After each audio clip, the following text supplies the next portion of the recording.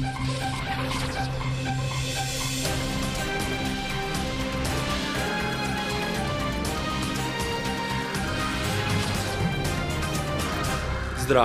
Iz ljubljanskega studia 136, to so Vesti na vesti. Izvršni odbor Desusa je včeraj podprl odločitev 5 poslancev, da na čelu poslanske skupine zamenjajo Franca Žnidaršiča. Kot je povedal predsednik stranke Karel Erjavec, je bila zamenjava nujna, saj so razmere v stranki v zadnjih dneh dosegle vrelišče. Ocenjujem, da s tem se bodo zadeve v stranki Desus umirile, da poslanska skupina bo bolj kompaktno delovala, da bomo dejansko, namesto da se ukvarjamo sami seboj, kar se je dogajalo v zadnjih dneh, bomo zopet se ukvarjali s programom stranke, s tem, za kar se pravzaprav zavzemamo, to se pravi za zavarovanje interesov upokojencev, invalidov, delavcev. Študentov, dijakov in vsega, kar lahko zavre. Erjavec v trdnost koalicije in moč svoje stranke ne dvomi, bega ga le nov politični fenomen znotraj Desusa. Jaz ne vidim tega na ta način, da bi se s tem nam zmanjšala moč. Še vedno bi imeli 5 poslancev stranke Desus in veste, da pač brez 5 poslancev stranke Desus koalicija ne more delovati, tako da ta sprememba nima nobenega vpliva, kar se tiče notranjih razmerij v koaliciji in kar se tiče trdnosti koalicije. Je pa zelo nenavadno, da nekdo izstopi iz stranke, želi pa še naprej delovati v poslanski skupini stranke. Obratno, iz poslanske ostaja pa v stranki. Ja, to je tudi fenomen. To pač kaže na to, da dejansko poslovnik državnega zbora ni mogel predvideti vseh bizarnih situacij. Pa bodi dovolj o fenomenologiji slovenskega političnega prostora. V stranki zares pa jih, kot je povedal podpredsednik stranke Andrej Rus, bolj skrbi politično soliranje ministra za finance. Mi še vedno verjamemo v povezovanje, mi še vedno verjamemo v koherentno politiko, ki bi jo lahko ta vlada dala, in smo kritični do soliranja posameznih ministrstv oziroma ministrov. Recimo tukaj je Bogdan na konvenciji izpostavil neko soliranje, če smem temu tako reči, ministra Križaniča v zvezi z Ljubljansko banko. Veste, da se je Ljubljanska banka dvakrat skušala priti do predsednika uprave, enkrat na rokohitrski način, kjer je na žalost preuranjenost in nepremišljenost ravnanja finančnega ministrstva pripeljala do praktično uničenja ali pa zastoja v karieri odličnega bančnika Veselinoviča. On je bil v bistvu žrtvovan zaradi tega, ker je nekdo vlekel hitre poteze, kar se je izkazalo skrajno nespametno in skrajno sporno in je za banko v bistvu destabiliziralo v času, ko je iskala največjo stabilnost. Nadaljevanje dogodkov je spet rezultat poseganja posameznih političnih akterjev v kadrovsko politiko banke, kar tudi ni dobro. In do tega je bil Bogdan zelo kritičen na konvenciji sami in tega ostajamo kritični tudi drugi. Zaresniki so sprejeli tudi 2 programski izjavi o ekonomski demokraciji in novi politiki za prehod v družbo znanja.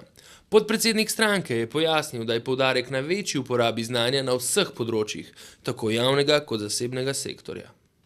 V vseh dejavnostih, od javnega do zasebnega sektorja, od proizvodnih do neproizvodnih dejavnosti, je uporaba znanja izjemno nizka v Sloveniji.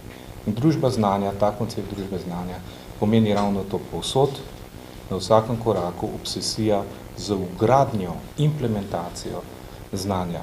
Kot poudarjajo zaresneži, si bo lahko Slovenija le tako izborila svoje mesto v postkrizni prihodnosti.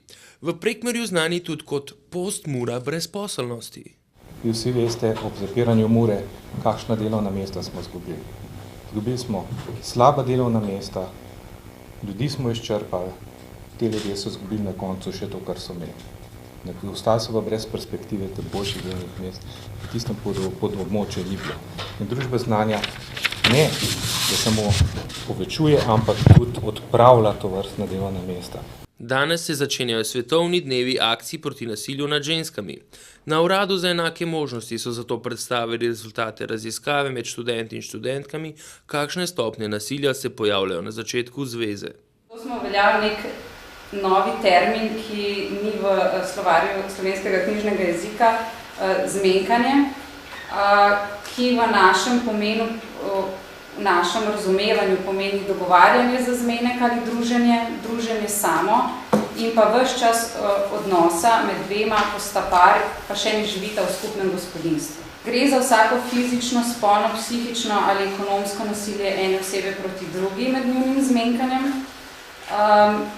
Ne smemo pozabiti, da do tega nasilja lahko pride že na prvem ali na enem samem zmenku kot enkratno nasilno dejanje ali pa se v bistvu ponavlja kot vzorec nasilnih dejanj ves ta čas zmenkanja. O manifestu mladih komentar dneva Sara Draškovič. V petek smo se na nacionalnem posvetu Smo mladi v recesiji v Ljubljani zbrali mladi, kjer smo razpravljali o aktualnih temah, ki so ključne za izboljšanje položaja mladih in njihovo aktivnejšo vlogo v družbi.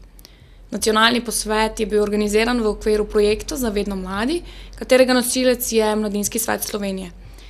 Mladi v Sloveniji razumemo družbeno krizo kot globalen proces in tako tudi njen vpliv na družbeno blaginjo v Sloveniji. Gospodarska kriza pa ne bi smela pomeniti še večjega odmikanja mladih od procesov odločanja, temveč bi morala vlada mlade upoštevati kot enega izmed možnih opornih stebrov v času krize.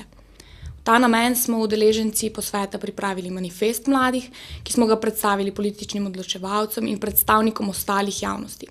Slovenija, Slovenija, Slovenija, kulturac.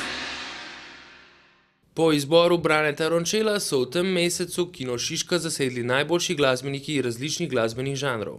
Na zadnjem koncertu, kjer je Rončel na oder postavil ustanovitelja Afrobita Tonija Allena, nam je povedal, kaj vse se v zadnjih 5 letih ni dogajalo v Sloveniji in zakaj je temu tako. Odkar se je menjala oblast od leta 2005 naprej, je bil trend v medijih, ki suportirajo take stvari, ta, da je treba ljudi kolektivno poneumeti, da je tu razpon od goveje muzike do lokalcev, vsak, ki nekaj zna, samo da zna pet v slovenščini in da ima posluh, je bil totalen zmagovalec. In vmes smo izgubili 5 let informacij v ljudeh, ki so bili takrat stari 17 let in so zdaj 22 in niso imeli možnosti se srečati z glasbeniki različnih žanrov, od svetovne glasbe do džeza, do bluza, do vsega tega, ker preprosto ni bilo suporta, medijskega pa najmanj. Če pogledamo medije, danes vidimo prve strani, so v glavnem luzerji nastopajo in kaj začneš pomagati s tem? S tem ne moramo nastopati mi na evropskih koncertnih premikih ali kakorkoli. Skratka, v zadnjih 5 letih so se ljudje vozili, svetovni glasbeniki so se vozili mimo Ljubljane. Tako da nas je prihitev Zagreb, Gradec, Udine, kakorkoli. Vse to je šlo mimo nas, koga briga. Jaz sem zelo vesel, da smo s temi koncerti v Kinu Šiška, kakršnikoli že, začeli vzpostavljati ravnovesje, ampak to bo trajalo še nadaljnjih nekaj let, da preprosto spravimo, če bomo imeli srečo, zadeve v stanje, ki je bilo pred letom 2005.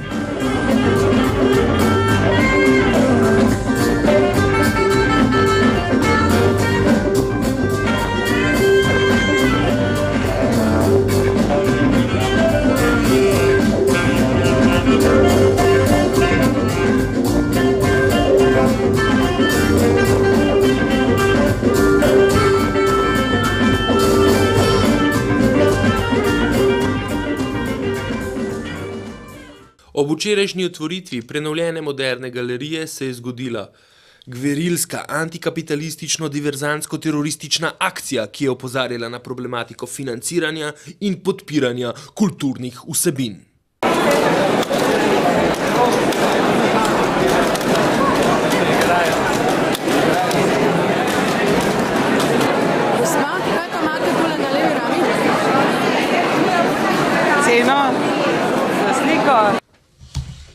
Še vreme. Čez teden in vse do sobote se bodo temni oblaki premikali proti prestolnici, kjer naj bi v soboto stresli svojo jezo v spremstvu solzivca in pendrekov. Iz ljubljanskega studia 136 To so bile vesti na vesti. Pa lep dan še naprej.